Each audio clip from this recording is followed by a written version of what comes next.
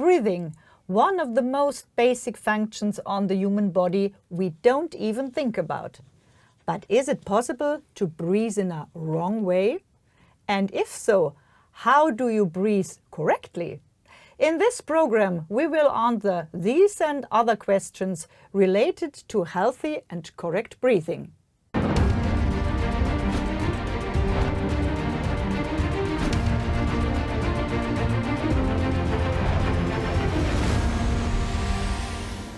Hello and welcome to the Advisor Studio.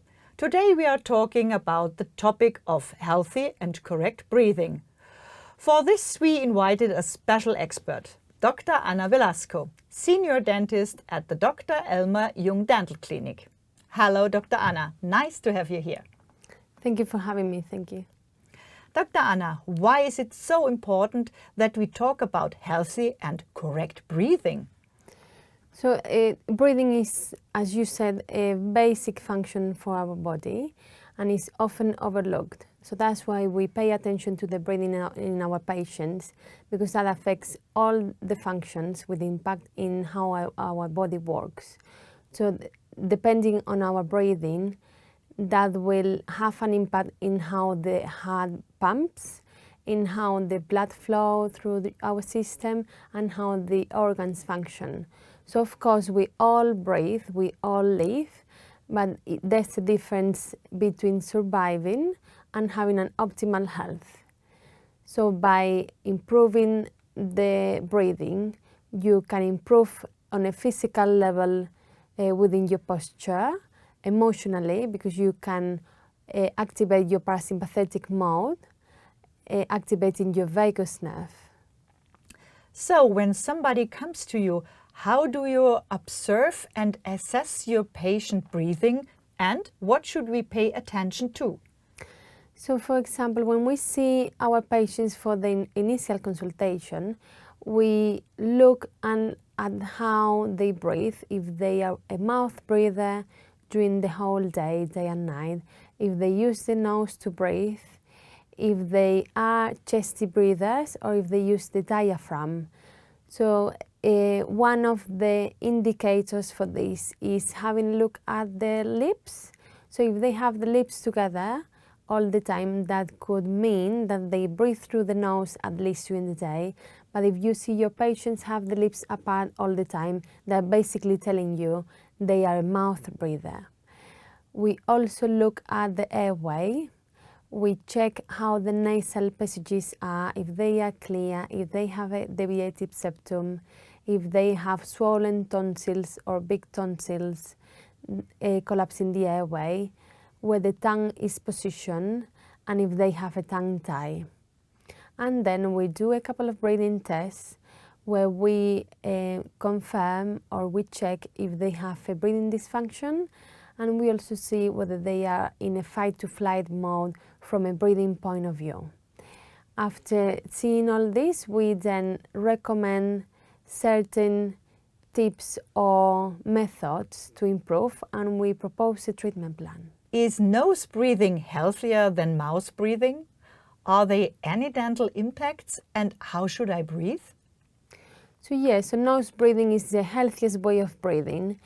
So by breathing through the nose, you get 20% of oxygen into your system, so that will make it better for your organs to function, and that also affects your posture. So if you use your chest to breathe, you would probably have an incorrect body posture, but if you have a diaphragm breathing, so you use your belly to breathe, you normally have a better posture, so you are more aligned, you have less tension in your muscles, and you would probably have less aches and pains in the future.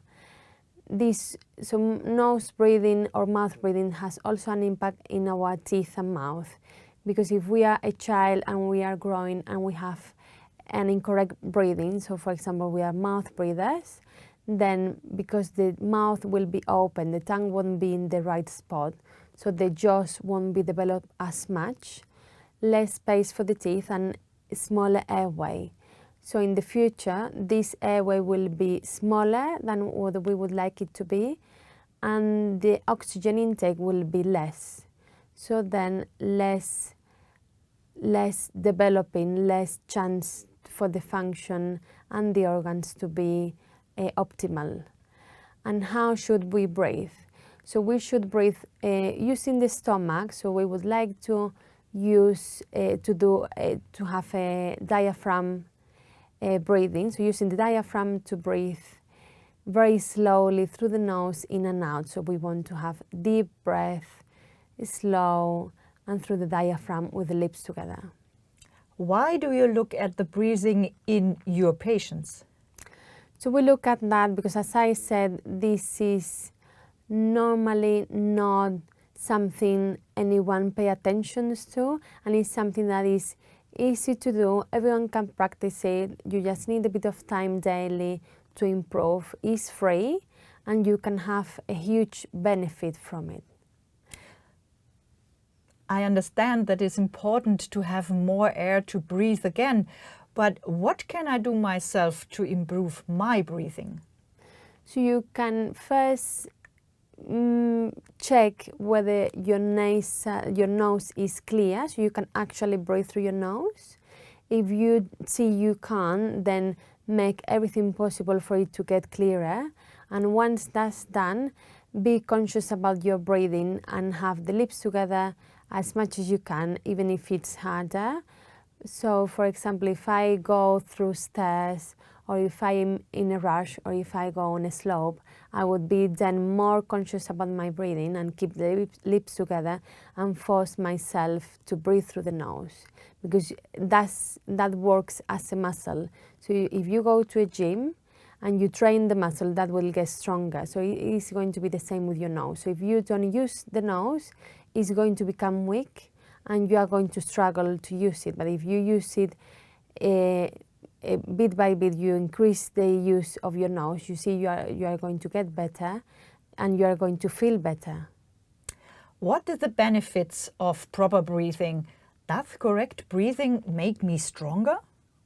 Yeah, of course. So if you breathe correctly, you use your nose, you have more oxygen, you improve your posture, so that gives you more balance. You are using less energy to compensate, because you don't really need to compensate anymore. You are in balance, so you can have that energy for whatever you want in your day. So just by having a correct breathing, it can enhance your healing capacity, and then you can even improve your bone density. These have been great insights. Can you please summarize the 3 most important facts about healthy and correct breathing for our viewers, Dr. Anna? Yeah, of course. So if we spend some time daily and work on our breath, we can improve the oxygen intake, we can relax our system, and we can improve and expand and increase our lung capacity. So there has been studies where they check what makes us live longer, if it was lifestyle, diet, exercises, sleeping or breathing, and they found out it was lung capacity. So if we want to live longer and be healthier, breathing is the way to do it.